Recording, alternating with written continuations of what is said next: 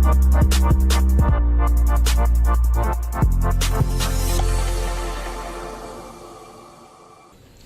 selamat siang rekan-rekan media. Pada hari ini saya berada di Posko Lanut Timika. Saya datang sini bersama Pak Kasat, Pangkostrat, Danjen Kopassus dan Asop, dan juga pada kemarin saya datang siang dan sebenarnya untuk melihat pola pengendalian operasi PAM Rahwan yang berada di sini yang diadakan oleh Pangko Kapelhan, Pangdam dan juga Danrem Papua ini. Dan juga untuk melihat secara langsung atau mendengar laporan secara langsung dari mereka yang mengendalikan di lapangan tentang situasi yang kemarin sempat ramai di media. Dan ini saya sudah mendapatkan data yang akurat, yang sangat akurat, bahwa dari 36 prajurit kita yang kemarin melaksanakan patroli guna mencari keberadaannya pilot Susi Air itu di jalan, kita dihadang oleh PST dan terjadi kontak tembak.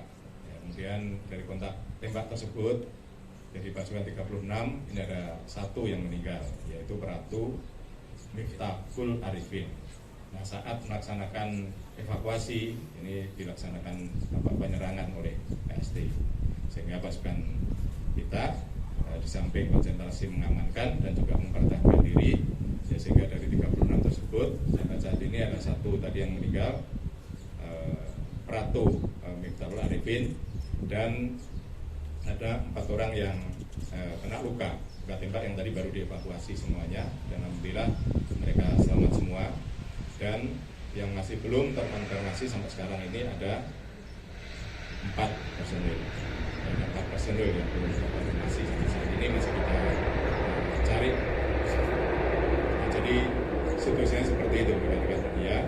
Dan pada saat ini bisa konsentrasi untuk evakuasi yang meninggal. Karena yang meninggal kemarin sudah disampaikan ya terjatuh di jurang, dan ini kita usahakan untuk kita evakuasi.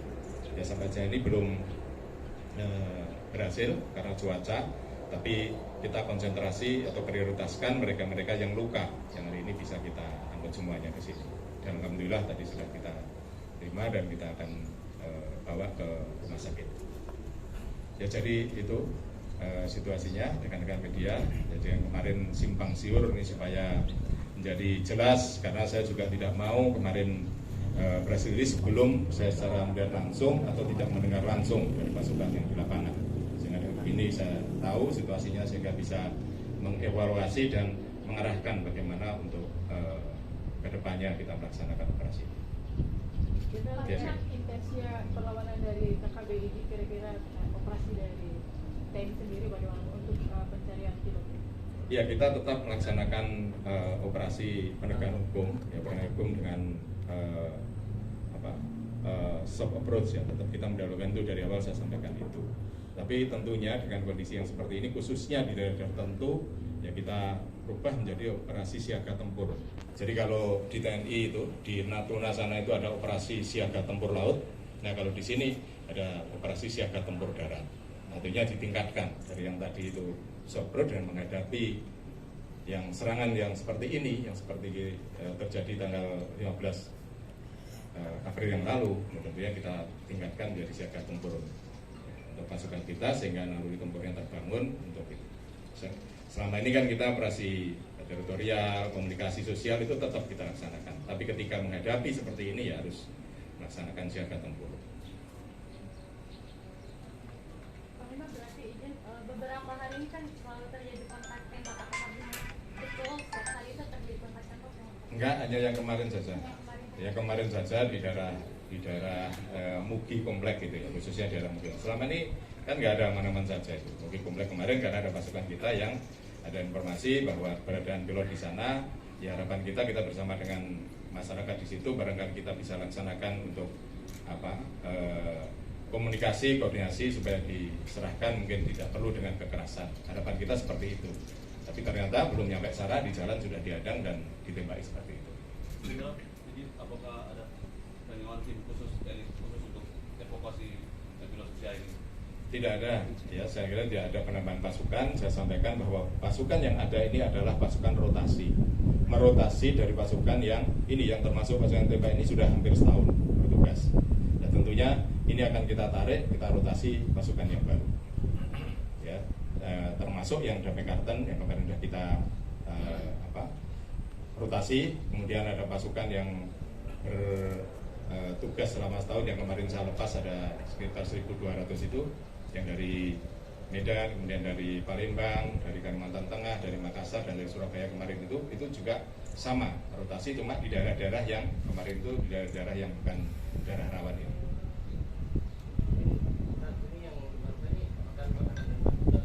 Ya, ada yang luka karena tembak, ada juga luka yang karena jatuh, pleset, karena memang medannya ini kan miring sehingga ketika mungkin bertempur mereka melihat situasi seperti itu, mungkin ada pohon dan sebagainya, dan pleset. Yang luka tembak juga ada, keserempet juga ada. Jadi ada 3 yang luka tembak tadi sudah kita evakuasi. Tapi alhamdulillah kondisinya mereka sehat semuanya, karena masih bisa melihat saya tuh tadi langsung bilang selamat siang Panglima, berarti masih sadar. Tadi saya jemput di sana dengan Pak Kasat juga demikian, malah ada bilang komando. Nah, itu artinya mereka masih sadar. Itu alhamdulillah, mudah-mudahan ini mereka bisa siap kembali dan pulih dari luka yang diderita. Tadi rekomendasi di demikian juga salah satu dari bagian untuk mengenalkan diri. Kira-kira progres daripada aturan jadi paling mengatasi problem ini. Bukan ini, saya kira bukan mengenalkan. Yang lalu kan saya dengan Kapolri sudah ke mana? Ke Jayapura, ke Timika, ke Manokwari, ke Sorong. Ya. Saya kira progres kita. Nah, dengan situasi kemarin kan kita operasinya laksanakan operasi yang stop approach, ya. Stop approach. Nah, dengan adanya seperti ini nanti akan menjadi evaluasi kita semuanya. Apakah kita buat klasterisasi, kemudian kita buat pos-posnya, nanti kita evaluasi semuanya. Saya nggak bisa menentukan hari ini, tapi ini dengan kehadiran saya, Bapak Kasat, Pak Pangkostrat, kemudian dan Kopassus yang menjadi pembina pasukan, dan kemudian Pangkogab Wilhan, Pangdam, dan Danrem ini sebagai pelaksana operasi di lapangan.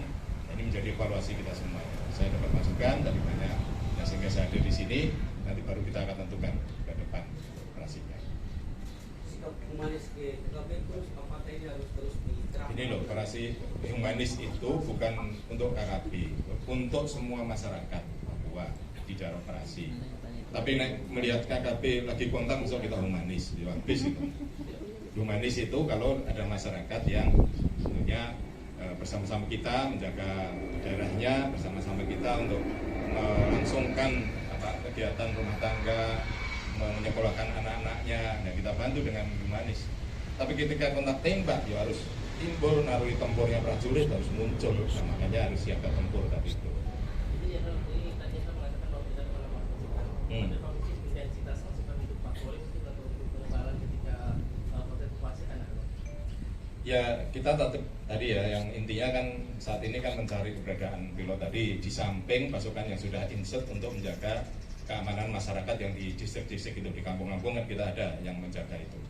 Nah, ada pasukan yang kita fokuskan untuk mencari tadi, walaupun kita juga menggunakan masyarakat, memanfaatkan masyarakat dan tokoh agama, tokoh masyarakat maupun bupati juga untuk kalau bisa jangan menggunakan cara-cara tadi kontak tembak yang akan merugikan semuanya, merugikan kita, merugikan masyarakat. Kalau bisa ya sudah serahkan. Nah, ini harapan kita semuanya. Dan tentunya untuk penebalan dan sebagainya tadi, dengan adanya seperti ini, ya tadi menjadi evaluasi kita. Tentunya pasukan yang sudah lama mungkin sudah bertugas lama, mungkin moralnya turun, ya kita ganti prajurit yang baru. Untuk dukungan tambahan alutsista sendiri apakah ada? Alutsista nggak ada. Jadi gini, heli itu untuk evakuasi ya seperti ini ya, untuk mendukung logistik. Jadi penambahannya sebenarnya nggak ada ya, ini sama dengan heli yang lalu. Kita ada heli hanya untuk tadi karena medannya sulit ya, sehingga harus menggunakan heli untuk evakuasi medis, untuk mendukung, ya, mendorong logistik dan sebagainya. Jadi kita nggak menggunakan nambah alutsistanya ya alutsista untuk angkutan. Ya, izin Jenderal, sejauh ini koordinasi dengan pertemuan tertutup yang dilakukan Jenderal mungkin ada langkah di bawah terkait penanganan Gimana? Bukan di sini kemarin itu TFG evaluasi. Saya ya itu tadi loh. Saya pengen mendengar secara langsung Pangkogap 3, Pangdam dan Rem laporkan situasi yang sebenarnya ini kayak apa biar gak terjadi simpang siur ini loh. Ya. Makanya saya sekarang ini bisa menyampaikan itu setelah tahu situasi, bahkan sampai tahu mana yang luka ini kayak apa lukanya. Saya biar tahu lukanya ini. Jangan sampai nanti lukanya ringan masih bisa dibilang luka berat yang sampai ini. Ini kan membuat nanti masyarakat keluarganya jadi down dengan adanya ini. Makanya kita harus tahu secara langsung di lapangan.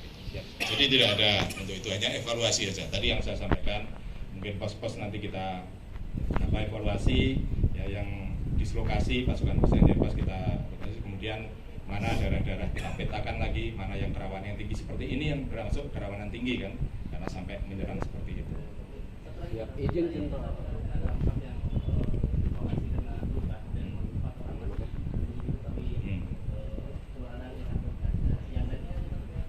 Aman yang lainnya, ya, aman sudah di pos kita di Mugi sudah.